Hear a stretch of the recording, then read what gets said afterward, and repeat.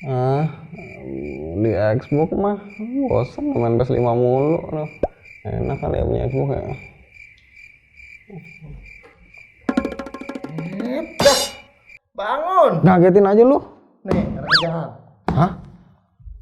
Ngimpi nih.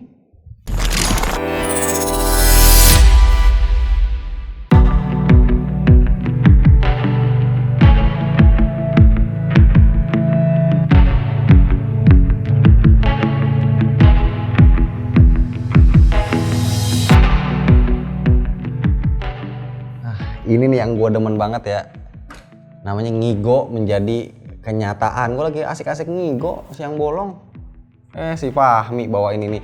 Jujur ya, ini gue udah lama banget mengimpikan Xbox Series X ini.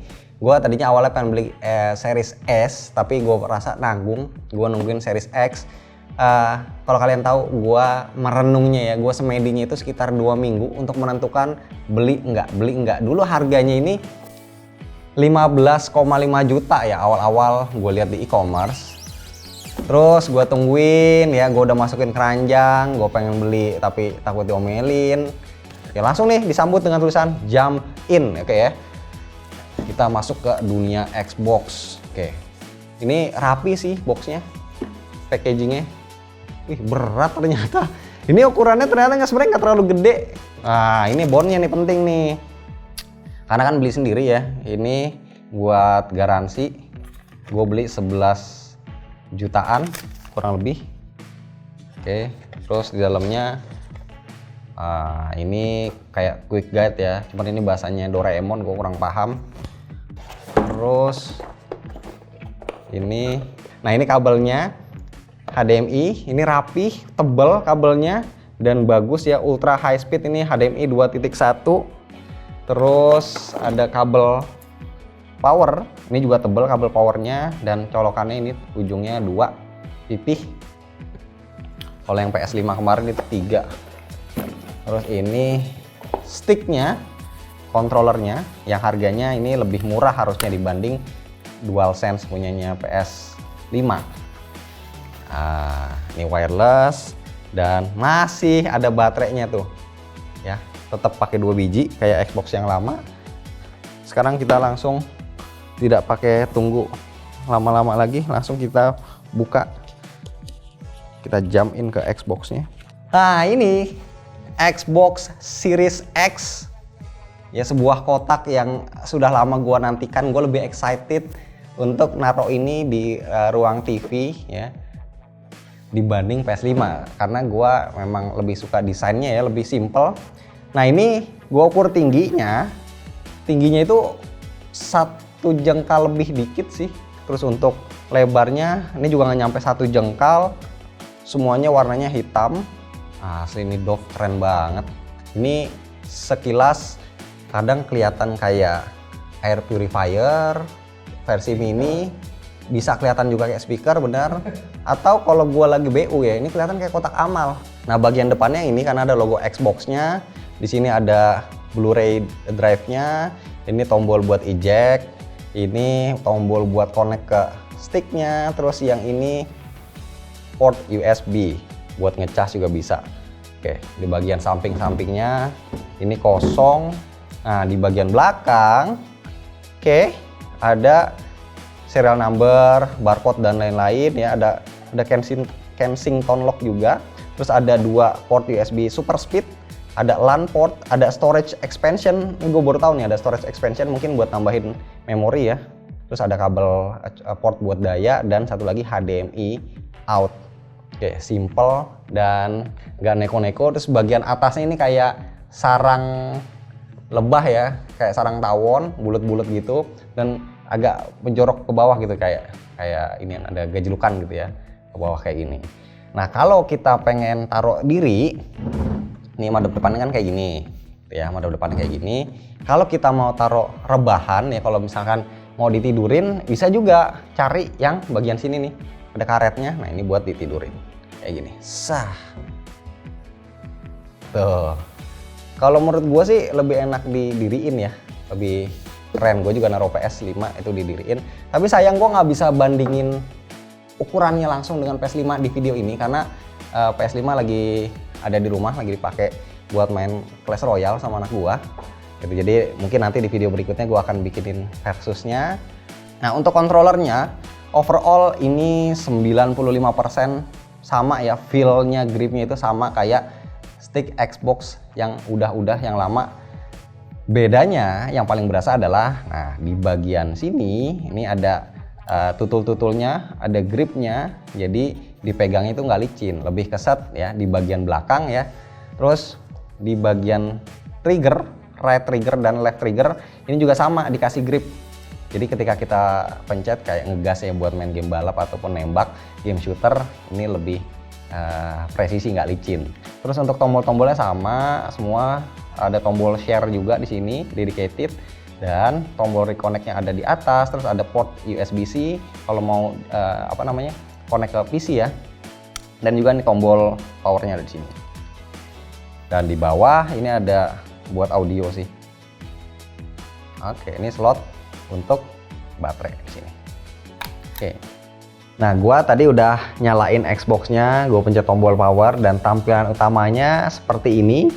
Bahasanya itu kayak ingetin gua kayak setup iPhone ya. Jadi ada beberapa bahasa, ada bahasa Jepang, bahasa Arab, bahasa Rusia. Tapi di sini untuk setup awalnya kita disarankan untuk download aplikasi, ada di Android kalau nggak di iOS. Ini gua udah download aplikasinya, namanya Xbox. Oke, gue udah download, kelihatan nggak? Udah. Pokoknya intinya gue udah download dan gue bisa setup konsol di sini.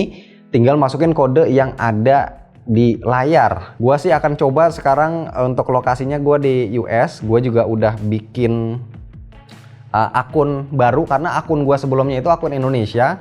Jadi gue bikin akun US yang baru. Kenapa? Biar library gamenya itu lebih lengkap. Nah, sekalian ya gue pengen cerita juga. Kalau Xbox ini kan game di Indonesia, game fisiknya itu jarang ada yang jual. Bukannya nggak ada, tapi jumlahnya itu jauh lah. Kalau kita pengen cari di toko game terkenal pun, itu nggak semua ada stoknya. Karena pemainnya jarang di Indonesia, karena kan nggak resmi juga. Nah, jadi memang enaknya adalah kita beli yang digital. Nah, kenapa gue belinya Series X bukan Series S padahal mainnya digital? Karena balik lagi gue suka sama desainnya sih Series X ini yang boxy banget. Nah, untuk gamenya sendiri gue saranin untuk pakai atau bikin akun US. Nah, nanti kita bisa beli Xbox Game Pass voucher ya, Xbox Live voucher. Bisa dibeli di e-commerce, itu ada yang $50, ada yang $20 mungkin, gue lupa satuannya itu berapa nominalnya. Nah, itu nanti bisa kita redeem, kita jadiin saldo untuk akun kita, dan kita bisa beliin gamenya secara langsung, atau bisa juga dipakai untuk langganan Xbox Game Pass. Kurang lebih seperti itu ya, gitu. Nanti gue akan coba. Let's go. Nah, ini dia tampilannya. Oke. Jadi tile kotak-kotak ya, kurang lebih kayak kayak Windows 8 lah, ini mirip, atau store Microsoft Store nih tampilannya kurang lebih kayak gini. Jadi di sini ada langsung disajin ya Xbox Game Pass, ada store-nya, ada setting, ada Xbox Assist, aksesoris, community, terus di sini ada store-nya ya dan beberapa iklan. Terus di bagian sistem, nah storage-nya ini dari 1 tera ya, free-nya itu ada sekitar 800 GB. Sekarang gue akan ajak kalian untuk menjelajah store-nya. Nah, ini ada deals, ada subscription di sini. Bisa ini juga ya, beli atau sewa movies. Nah, sekarang gue akan coba untuk subscription ya. Apakah bisa dengan menggunakan CC gua? Yang mana ini CC-nya untuk Indonesia. Mastercard, tapi di issue-nya itu di Indonesia. Bismillah. Ini lagi promo gila-gilaan nih, $1 doang nih untuk pengguna baru. Pasti nggak bisa. Iya. Ya, bisa. Serius $1 bisa. Swear, gue padahal di PC gue udah coba berkali-kali nggak bisa, tapi ini bisa loh, serius, langsung dari konsolnya. Udah. Jadi ini fix ya, gue udah mastiin lagi, make sure lagi, ternyata memang benar yang sebelumnya gue coba untuk Xbox Game Pass, pokoknya beli game itu dari kartu kredit Indonesia lewat PC itu nggak bisa, selalu ditolak. Ternyata kalau dari Xbox-nya langsung dengan akun US dan gue insert kartu kredit gue ya itu keluaran Indonesia Mastercard, itu ternyata bisa. Jadi gue senang banget bisa langganan cuma $1 ya, harga promo. Sambil menunggu ya, sambil ngopi, gue sambil mikirin alasan nih buat ke bini gue. Iya gitu, apakah gue bilang ini speaker, apa enaknya ya gitu. Mungkin kalian bisa kasih komen ya di bawah.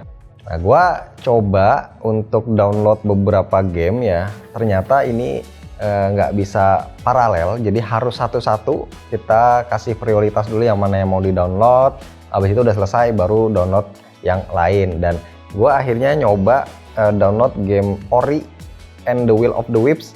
Jadi ini game yang sebenarnya bisa support 4K 120 fps gitu. Tapi karena monitornya ini nggak support 120 fps, ternyata di grafisnya ini ada opsi graphics mode-nya bisa super sample ke 6K 60 fps atau 4K 120 fps. Dan ketika main, gua nggak dengar suara kipas dari si Xbox ini, jadi bener-bener hening banget gitu. Dan enaknya kalau di Xbox ini kita bisa seperti kayak multitasking ya, maksudnya kita bisa jalanin beberapa game, mungkin sekitar 3 atau 4 game berat, dan kita bisa ganti-ganti antar satu game ke game yang lain secara seamless, jadi nggak perlu quit dulu gitu. Jadi benar-benar multitaskingnya ini bagus ya. Nanti gue juga akan coba di video reviewnya, nanti gue akan bahas lebih jauh gitu. Oke, jadi kesimpulan sementara ya dari first hands on gue kali ini, menurut gue Xbox Series X ini bisa jadi opsi yang menarik banget buat kalian yang anti PS ya, terus juga mungkin buat kalian yang pengen beli PS tapi harganya kemahalan, dan kita nggak tahu nanti pas udah ready di Indonesia setelah pre-order apakah itu stoknya akan banyak, karena dengar-dengar gosipnya ya ada juga yang bilang ini pre-ordernya nanti biar bisa beli itu harus diundi karena barangnya sedikit, nggak sebanding dengan jumlah peminatnya. Dan kalau sampai kejadian kayak gitu, nah Xbox ini bisa jadi alternatif, apalagi ditambah gue ternyata baru nyoba tadi ya, kita bisa pakai CC Indonesia untuk belanja game-game di Xbox Store langsung dari Xbox-nya. Yang sebelumnya gue coba dari PC, yaitu lewat browser, itu nggak pernah bisa, selalu gagal, harus pakai CC yang diaktifin atau diterbitin di Amerika gitu. Jadi kesimpulan gue, PS5 itu konsol yang bener-bener diciptain untuk main game, sedangkan si Xbox Series X ini konsol yang diciptain lebih ke arah entertainment, jadi nggak cuma main game. Dari menu-menunya, dari UI-nya ini juga enak buat browsing, buat nonton dan lain-lain gitu, karena mirip sama Windows ya. Dan ya itu tadi soal game ini yang jadi daya tarik tersendiri buat gua untuk Xbox Series X, karena misalkan ya suatu waktu gua udah nggak mainin Xbox lagi dan udah gua jual, gua masih bisa pakai akun gua ini untuk mainin game-gamenya di PC, karena kan ini yang ultimate ya Game Pass-nya. Dan juga Xbox Series X ini bisa dibilang adalah salah satu opsi buat kalian yang tadi gue bilang nggak mau PS5, dan banyak tuh yang bilang mending rakit PC. Nah, rakit PC itu jujur ya, kalau kalian mau main game senyaman, sesimpel di konsol itu butuh duit yang banyak ya, grafik cardnya aja berapa, belum CPU-nya, belum listriknya, belum tempat dan lain-lain ya kayak gitu. Jadi ini adalah opsi yang menarik karena dengan harga yang mungkin sekitar 10 jutaan, bahkan itu kalau di PC cuma dapat grafik card doang, kalian bisa ya udah tinggal main, bisa dapat 4K di 60 fps kalau gamenya support. Dan grafisnya setelah gue cobain sebenarnya dibandingin dengan PS5 juga, dibandingin dengan PC gitu. Jadi kita nggak akan ngelihat perbandingan yang perbedaan yang terlalu jauh untuk grafisnya antara PC dan konsol yang sekarang. Nah, untuk penjelasan yang lebih detail lagi, karena ini gue masih harus cobain, mudah-mudahan gue nggak ketagihan mainin terus, nggak keasikan ya. Jadi next gue akan bikin video reviewnya, termasuk review PS5 itu gue belum bikin.